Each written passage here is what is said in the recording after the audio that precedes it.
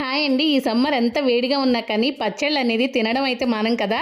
అలాంటి వాటిలో టేస్టీగా నోరూరించే ఉసిరావకాయని చూపించబోతున్నాను. దీనికోసం ఉసిరికాయలు తీసుకుని శుభ్రంగా కడిగి తడి లేకుండా తుడుచుకుని ఆరబెట్టుకున్న తర్వాత పచ్చళ్ళకి యూస్ చేసుకునే పల్లి నూనె కానీ పప్పుల నూనె కానీ వేసుకుని ఆయిల్లో ఈ ఉసిరికాయలని డీప్ ఫ్రై చేసుకోవాలి. ఇప్పుడు పచ్చడి కోసం సరిపడగా చింతపండుని వేడి నీళ్ళలో నానబెట్టుకుని పక్కన పెట్టుకోవాలి. దీనికోసం మెంతులు ఆవాల పొడికి 1 టేబుల్ స్పూన్ వరకు ఆవాలు, 1 టేబుల్ స్పూన్ వరకు మెంతులు కొంచెం ఫ్రై చేసుకుని వీటిని కూడా చల్లారిన తర్వాత పొడి చేసుకోవాలి.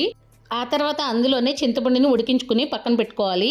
ఇప్పుడు పోపు వేసుకోవడం కోసం ముందుగా ఉసిరికాయలు వేయించిన ఆయిల్లోనే ఆవాలు, జీలకర్ర, కొద్దిగా దంచిన వెల్లుల్లి, ఎండుమిర్చి, కరివేపాకు వేసుకుని అందులోకి ఇంగువ కూడా వేసుకుని ఫ్రై చేసుకున్న తర్వాత ముందుగా ఫ్రై చేసుకున్న ఉసిరికాయల్లోకి ఉప్పు, కారం, చింతపండు పేస్టు, ఆవాలు, మెంతులు పొడి, అలాగే పోపు వేసుకున్న ఆయిల్ కూడా చల్లారిన తర్వాత ఇందులోకి వేసుకోవాలి.